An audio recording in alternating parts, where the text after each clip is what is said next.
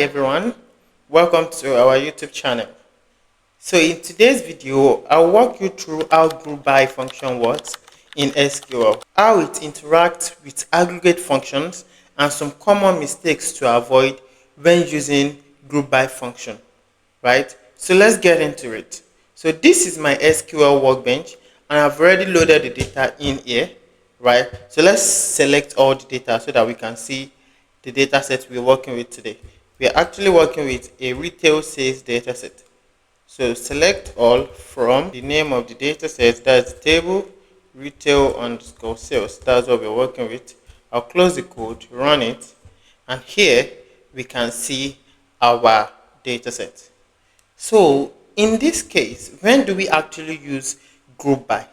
Most of the time we use group by to group is something based on criteria, especially whenever we are dealing with aggregation, right? So for instance, let me just pick a question. Let's say they ask us what is the total quantity for each category. So here we actually don't know the number of category that we have, right? So we want to know the total quantity for each category. So we can actually use, we will actually use group by function here for us to group the category and sum up all the quantity for each category. So this works like sum if in Excel, but whenever we are dealing with group by, we can actually use different aggregation like sum, average, count, and the likes. We can use that with group by function. So let's actually answer this question. I can say select, I need product category. So because of the space in there, so I'm going to use backtick product category, right? Close my backtick. Then I want to sum up all the quantity. Sum the quantity for me. So I want to give the quantity a name as, so I'll give it total quantity. So I actually don't want it to show it like this formula, right? I'm going to show you how it's going to work without this as statement. So but let's see total quantity, right? Now from our table name retail underscore sales, right?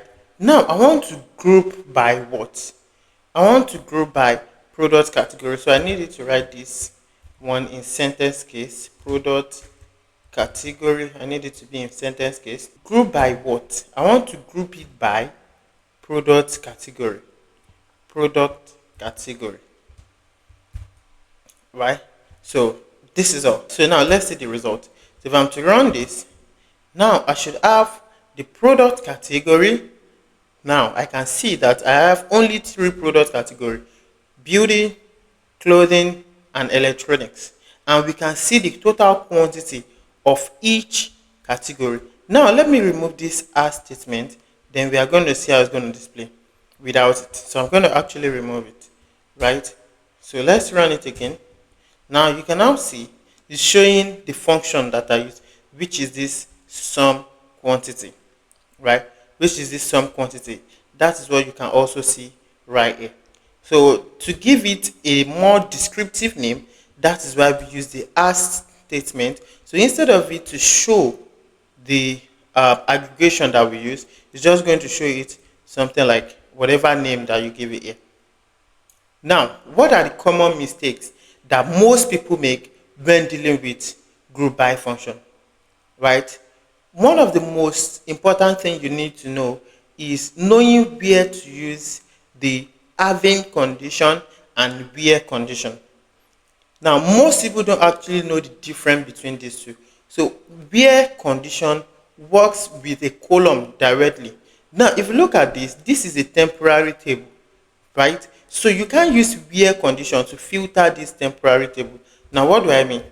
So if they ask us, and if they tell us that, okay, get what's the total quantity, which category has quantity above 800, right? What are the categories with the quantity above 800?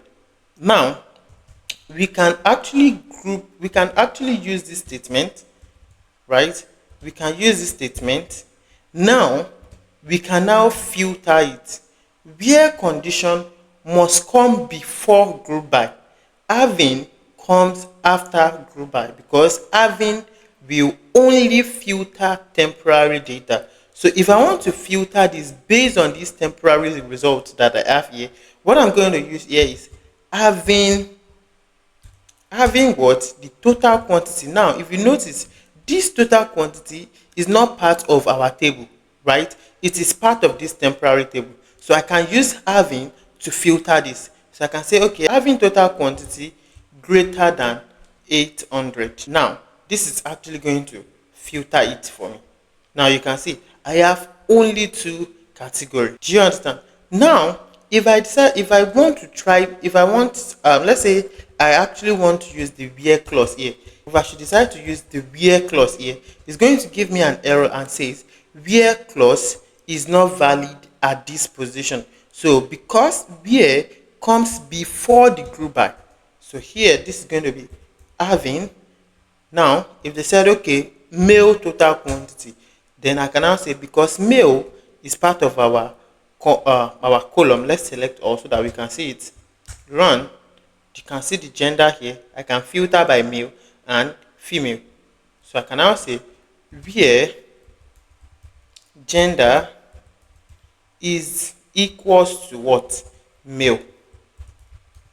Where gender is equals to male, and let's reduce this total quantity a bit to like 200 so we don't make mistakes. All right, let's run it. Then this is actually going to give me this. So if I should increase this to like 400, then you can actually see something that we have right here.